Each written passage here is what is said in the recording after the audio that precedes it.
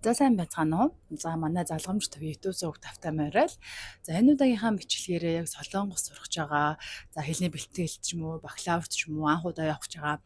За юу бэлтэх вэ? Ямар ачаа бэлтэх вэ гэж бодож байгаа хүмүүс энэ бичлэгийг зориулж байна. За хамгийн эхлээд хэдүүлээ ном бичих хэргийн одоо зүйлүүдээс юу танарт хэрэг болох вэ гэдэг дээр ярилцъя.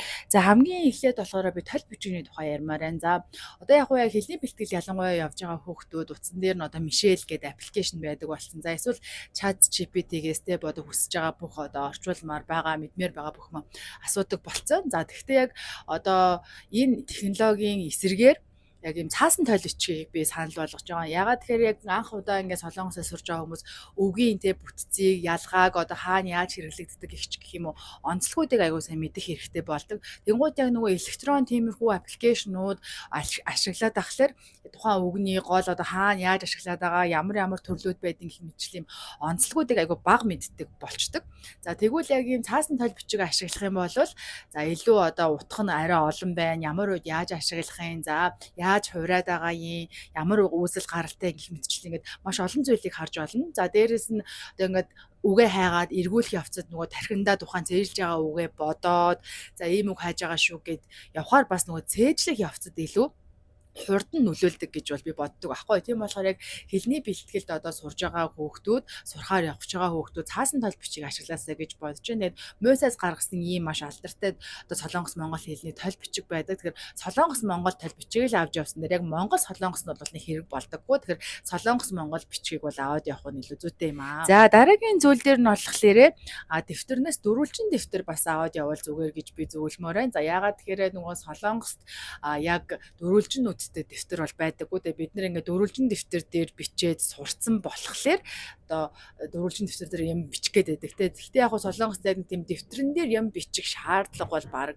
гарахгүй гэж би боддог. Гэхдээ шаардлагатай байж бас магадгүй хүмүүс байх учраас нэг одоо 48 хуудастай нэг 3 4 дэвтэр ч юм уу те ерөнхийдөө аваад явчихвал бас илүү одоо үр дүнтэй нэмэртэй байдаг гэж ойлгож байна. Дараагийн нэг ярих зүйл болохоор iPad би зөвлөмөр байна. Ерөнхийдөө бол яг хэлний бэлтгэл болон бакалаврт явж байгаа хүүхдүүд одоо ноутбук авч явах гээд байдаг. Тэгтээ Солонгос яг одоо ноутбук авч одоо хэрэгэлдэг хүн бараг байхгүй болсон. Оюутнууд бол тэгэхээр дандаа iPad нэр хичээл хийж байгаа. Тэгээд хэлний бэлтгэлийн хичээл ч гэсэн ялангуяа одоо нөгөө слайдаар бүх юмнууд ингээд илтгэл маягаар ингээд ордог болчихсон учраас тэр файлыг татаж аваад шууд iPad-н дээр хийгээд явал илүү бас цаг хугацаа хэмнэн.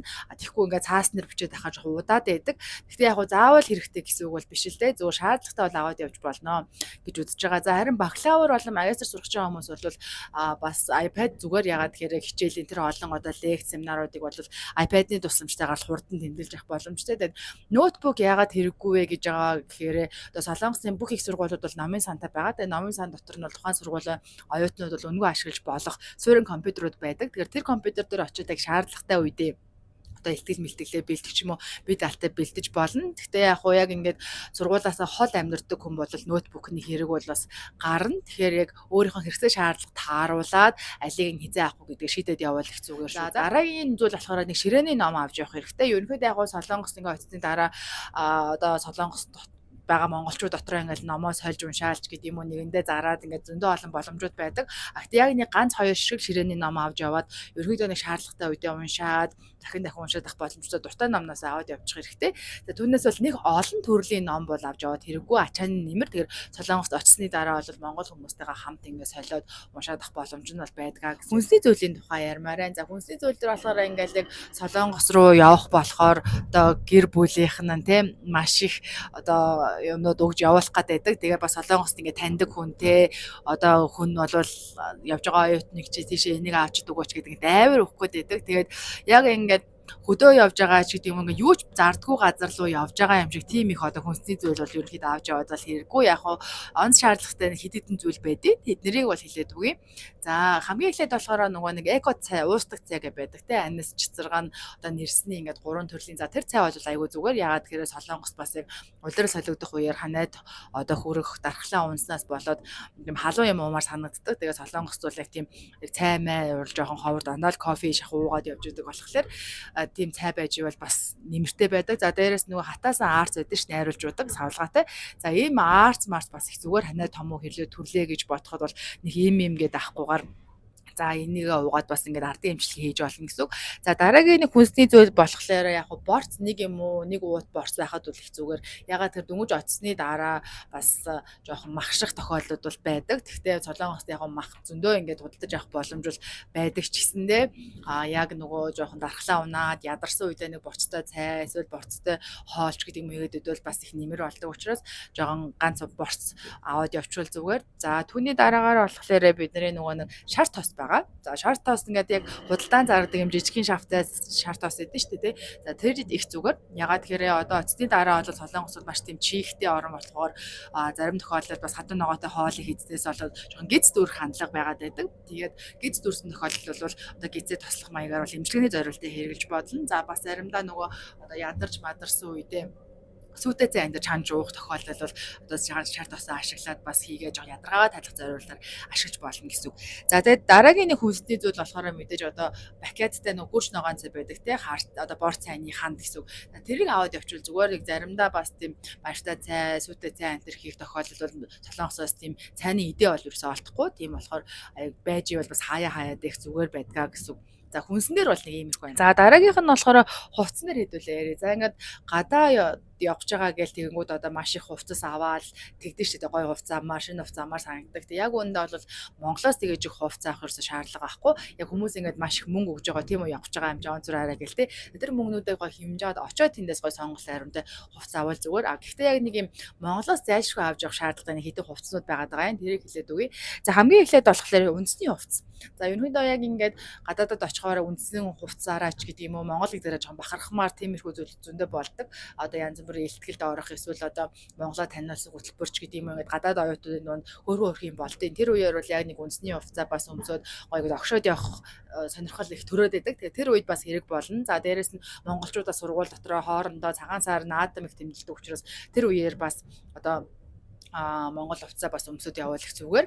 За дараагийн нэг хувцсан дээр болохоор би ноолор хувцас санал болгомоор. За Солонгос болохоор ерөөдөө яг цаг агаарын хувьд бол амар хүйтэн газар бол биш. Гэхдээ яг өвгөл нэг тийм грац нь их мөртлөө, их биш мөртлөө яг тийм мэдрэгдэж байгаа мэдрэмж нь айгу муухай тийм чихүүд сүрмэрч гэдэг юм уу тийм угаас ирүүхэн байдаг. Тэгээд яг тэр үед ингээд хичнээн олон юм ингээд давхарж өмсөхөөр жоохон тухгүй мэдрэмж аваад байдаг. Тэгэнгүүт яг Монголын нөө ноолор хувцас нимгэн материалтай мөртлөө яг ингээд гоё дулаахан мэдрэмж өгдөг учраас нэг ганц хоёр бас хөөрхөн чанартай ёслолын юм шиг гэх юм уу.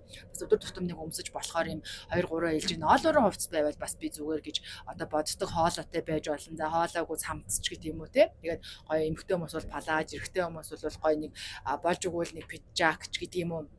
За тиймэрхүү юмнууд ингээд бэлтжүүл бас нэлээд нэмэр болдог байгаа. За дээрэс нь болохоор нөгөө хоньны ноосон аймс, сарлын хөвөр аймс гэдэг дээ шүү дээ. За тэд нар бас их нэмэр болно. Гэртээ зүгээр ингээд байж хахад яг ингээд халаалтын мөнгөө бас хэмнээд шалгын халаалтыг асаахгүй тохиолдол заримдаа байдаг аахгүй. Тэр үедээ бас доороосоо жоохон дулаан байх зорилгоор тэр аймсаа бас хэрэгжилж болно гэсэн. За тэгээ хамгийн сүүлд хувцсан дээр болохоор би гутлын төрлийг хэлж өгмөр байна. За Солонгос болохоор яг тийм гутал бол яг Монгол байдаг ч тийм чанартай гутлууд бол байхгүй. Пүүз бол маш олон брендийн гой пүүз кейтнүүд бол зөндөө байгаа та. Гэхдээ яг нөө батинг тийм ээ хавар намар ингэж бид нар нэрлэдэг тийм юм.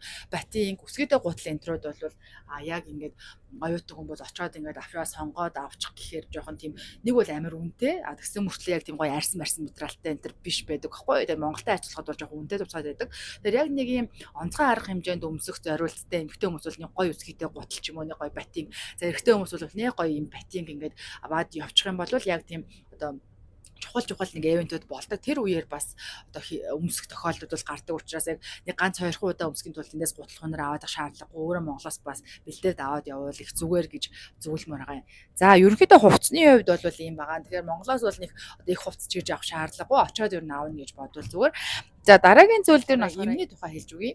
За Солонгост бол очихдоо бол бид нар яг өөрөө ингээд эмчийн заавраар эмчийн одоо хяналтанд байдаг хүмүүс бол өөрийнхөө зориулт яг эмийг авч явах хэрэгтэй. Тэгээ эм авч явахдаа гол нь ерөөс ингэж салгаж болохгүй. Яг ингээд тухайн худалдааны хайрцаг сав боглоо баадалтай эмчийнхаа бичиг энтертэйг бэлдэж авах хэрэгтэй. Явах хэрэгтэй. Тэгвэл бас гайл дээр жоохон асуудал үүсэх магадлал бол эм жоохон өндөр байдаг. За зүгээр энгийн үед нэг шаардлагатай одоо толгойн эм ч юм уу өвчин намдаах эм гидсний эм энтрийг бол нэг жоохон тэг хэрэглээнийхийг бол аваад явчих хэрэгтэй. За яагаад хийж байгаа вэ гэхээр Солонгос яг дөнгөж очсон дараа бол Солонгос им бол нэг үйлчлээд байдаг. Үйлчлэгээ муутай. Тэгээд нэг бас хэдэн сар болсны дараа яг нөлөө нь гарч ирдэг. Тийм болохоор яг тэр болтол хэрвээ нэг шаардлагатай үед бол ашиглачна гэж бодоод Монголоос бол ингээ ойр зүрийн имээ бэлдээд аваад явах нь зүйтэй шүү гэж бол зөвлөмөр байна. Тэрээ за бусад одоо зүйл байгаа яг ингээд хуваахгүйгээр те ерөнхийд нь ямар зүйлүүд хэрэг болдог вэ гэхээр цагаан хэрэглийг авч яваарай гэж зөвлөнө. Яг нь Солонгост бол цагаан хэрэгл сүүлүүд бол зардаг болсон гэхдээ ингээд дэлгүүрээр биш онлайн шопоос авах боломжтой. Тэгээд дөнгөж очсон хүн бол яг шууд онлайн шопоос юм захиалах боломж нь жоохон хомос байдаг учраас яг очиод хэрэглэн гэдэг үүднээсээ Монголоос бол цагаан хэрэглээ аваад явах хэрэгтэй. Солонгос руу бол цагаан хэрэглэл угаасаа хэрэглэдэггүй болохоор гараа дэлгүүрээс бол худалдаж авах бол жоохон боломжгүй. За үүний дараагаар болохоор за гоо сайхны зүйл гэж хэлмээр байна. За яг хуу Солонгос бол уусаа гоо сайхныхаа бүтээгдэхүүнээр бол амар алдартай. Дээрээс нь монголчууд маш их хэрэглэдэг. Гэхдээ нэг зарим хүмүүс болохоор Солонгос гоо сайхны бүтээгдэхүүн таардаггүй зөвхөн одоо Америкч гэдэм үү, Японч гэдэм үү, одоо Европын талын бүтээгдэхүүн хэрэглэдэг хүмүүс гэж бас байдаг шүү дээ. За тийм хүмүүс байх юм бол яг өөрийнхөө амийг бас бэлдээд аваад яваарай. Солонгост яг тийм гадны улс орны амийг олоход бас жоохон хэцүү байдаг. Гэхдээ яг хуу Оливиан гэдэг дэлгүүрд бол өвчлэн байдаг ч гэсэн айгүй бол байхгүй байх магадaltaй учраас яг өөрийнхөө хэрэглэдэг тийм ээ одоо бүтээгдэхүүнүүдийг нэг одоо сетэрэн ч гэдэг юм уу яаралтай хэрэгтэйгээ аваад явбал бас их зүгээр байдаг. За дээрэс нь болохоор Монголын бэлэг дурсгалын зүйлийг авч явах хэрэгтэй. За түлхүүрний осорч гэдэг юм уу тийм Монголын нэг тийм уламжлалт өнгө асыг харуулсан эсвэл соронцны наалт ч гэдэг юм уу тэмээний чихмэлч гэдэг юм уу тийм солонгосчуудын жоохон дуртай байж болох тийм жижигхэн хэмжээтэй дурсгалын зүйлийг авч явах хэрэгтэй. За яагаад гэж явах хэрэг ингэдэг хэлний бэлтгэл ч юм уу бакалавр магистрт ингээд сурахаар солонгос хүүхдүүдтэй эсвэл гадаад хүүхдүүдтэй хамт ингээ нэг ангид сурна тэгэл хоорондоо танилцал найзууд болно те. За багш нар ч гэсэн ингээл тухайн улс орон бүрийн хүүхдүүдээс ингээл тухайн орныхын талаар их асуудаг л та.